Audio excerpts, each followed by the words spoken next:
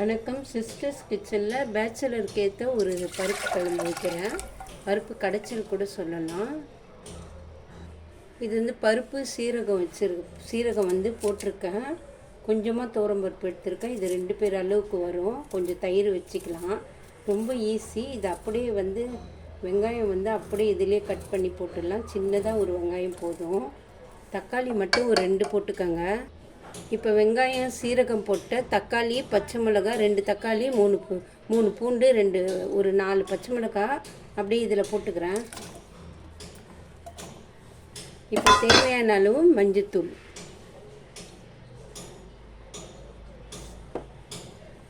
சீரகம் மட்டும் போட்டால் போதும். வெந்தயம்லாம் வேணாம். ரொம்ப ஈஸி இந்த குழம்பு. கொஞ்சம் எண்ணெய் ஊற்றிக்கலாம். பருப்பு பொங்காமல் இருக்கும், அதுக்காக தான் எண்ணெய். இதுக்கு தேவை அவ்வளோதாங்க. காரத்துக்கு பச்சை மிளகா அவ்வளோதான். இது எல்லாமே போட்டுட்டேன். இப்போ மூடி வச்சிடலாம். விசில் வரட்டும். ஒரு 3 விசில் வரட்டும். பருப்பு குழம்பு ரெடி ஆகிடும். இப்போ பருப்புலாம் வெந்துடுச்சு. இது கடைஞ்சி தாளிக்க வேண்டியது தான். அவ்வளோதான். இதோட குழம்பு முடிஞ்சுது. பேச்சுலருக்கு ரொம்ப ஈஸியாக இருக்கும். நேற்று அமாவாசை, இன்னைக்கு கிருத்திகைங்க. அதனால் என்ன குழம்பு வைக்கிறதுனே எனக்கு தெரியல. இது ரொம்ப ஈஸியாக இருந்தது. இதுக்கு சைட் டிஷ்ஷு சேமக்கிழங்கு வறுக்க போகிறேன். இப்போ இது கொஞ்சமாக தான் உப்பு போடணும். போட்டு கடைஞ்சிக்கலாம். இப்போ இது ஆல்ரெடி நல்லா வெந்திருக்கிறதால பருப்பு நல்லா குழஞ்சிச்சு. சும்மா 2 தடவை கடைஞ்சால் போதும். நல்லா மசிஞ்சிச்சு. இப்போ இது கிண்ணத்தில் ஊற்றிக்கலாம். ஊற்றி தாளிச்சிட்டு நான் காமிக்கிறேன். இது தாளிச்சாச்சு பாருங்கள். தாளிச்சாச்சு. சும்மா வெறுமனே கருவேப்பிலை, கொத்தமல்லி போட்டு இறக்கிட வேண்டியதான். இப்போ தாளிச்சது எல்லாம் கொட்டி இப்போ தேவையான அளவு கொஞ்சமாக தண்ணி ஊற்றிக்கோங்க. இது கொஞ்சம் திக்காக தான் இருக்கணும். சாம்பார் மாதிரி இருக்கக்கூடாது. இது பாருங்கள், ஈஸியான குழம்பு. காஞ்ச மிளகாய், கடுகு, உளுத்தம்பருப்பு, சீரகம் போட்டு தாளிச்சிட்டேன். இப்போ இதுக்கு 1 ஸ்பூன் நெய் ஊற்றிட்டா இது ஓவர் ஆகிடும். ஒரு கொதி வரட்டும். நெய் ஊற்றி கருவேப்பிலை, கொத்தமல்லி போட்டு இதை இறக்கிடலாம். இப்போ இது ஏன் ஒரு கொதி விட்றேன்னா நைட்டு வரைக்கும் கெடாமல் இருக்கும். இப்போ கருவேப்பிலை, கொத்தமல்லி போட்டுடலாம். இப்போ இதுக்கு 1 ஸ்பூன் நெய் ஊற்றிக்கலாம். இப்போ ஸ்டவ் நிறுத்திட்டு 1 ஸ்பூன் நெய் ஊற்றிக்கலாம்.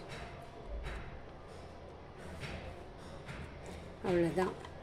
இது நைட்டு வரைக்கும் கெடாமல் இருக்கும். நீங்கள் மதியத்தில் வச்சிங்கன்னா பேச்சுலருக்கு, இந்த வேலைக்கு போகிறவங்களுக்கு ரொம்ப ஈஸியாக இருக்கும். லஞ்சுக்கு கண்டிப்பாக நீங்கள் எடுத்துகிட்டு போகலாம். நைட்டுக்கு இருக்கும். வேணால் பருப்பை இன்க்ரீஸ் பண்ணிக்கோங்க. இதுக்கு சைட் டிஷ் சேமக்கிழங்கு வறுத்துடலாம்.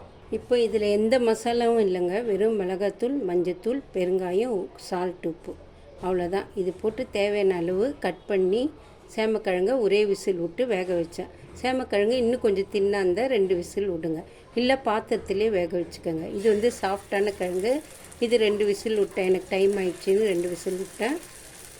நீங்கள் வேணும்னா சாதாரணமாக ஒரு பாத்திரத்தில் வேக வச்சுக்கோங்க. இதை இப்போ இதில் வறுத்துக்கலாம்.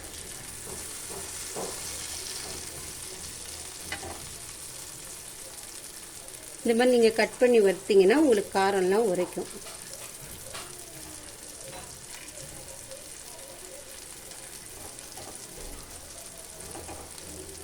இது நல்லா செவக்கட்டும். இது வேகணும்னு இல்லை, நல்லா செவந்தா போதும். நம்ம எடுத்துக்கலாம். இப்போ திருப்பி போட்டுட்டேன். கொஞ்சம் எண்ணெய் ஊற்றிக்கலாம். இது கொஞ்சம் எண்ணெய் அதிகமாக இருந்தால் தான் நல்லாயிருக்கும். நம்ம வேணும்னா எண்ணெய் கொஞ்சம் கம்மி பண்ணிக்கோங்க. இது பசங்களுக்குன்னா கொஞ்சம் எண்ணெய் ஊற்றி கொடுங்க. உடம்புக்கு ரொம்ப நல்லது. முட்டி வலி அதுக்கெல்லாம் நல்லது. அதுக்கு நம்ம குழம்பு வச்சு தான் சாப்பிட்ணும். ஆனால் பசங்க குழம்பு சாப்பிட மாட்டாங்க. இந்த மாதிரி ஃப்ரை பண்ணால் கண்டிப்பாக பசங்க சாப்பிடுவாங்க. இப்போ பாருங்கள், பருப்பு கடைச்சல் ரெடி ஆயிடுச்சு. பருப்பு கடையில் தான் இது ரொம்ப நாங்கள் சொல்லுவோம். பருப்பு குழம்புன்னு சொல்லுவாங்க ஒரு சிலர். இது பாருங்கள், சேமக்கிழங்கு. இது 2 ரெடி ஆயிடுச்சு. இந்த வீடியோ பிடிச்சிருந்தால் லைக் பண்ணுங்கள், ஷேர் பண்ணுங்கள், கமெண்ட் பண்ணுங்கள். இதோ சாதமும் ரெடி ஆகுது. அங்கே பாருங்கள், சாதமும் வெந்துட்டுருக்கு. இன்றைக்கி கிருத்திகை கும்பிட போகிறேன். நேற்று அமாவாசை கும்பிட்டேன். இன்றைக்கி கிருத்திகை கும்பிட போகிறேன். எல்லாருக்கும் வணக்கங்க.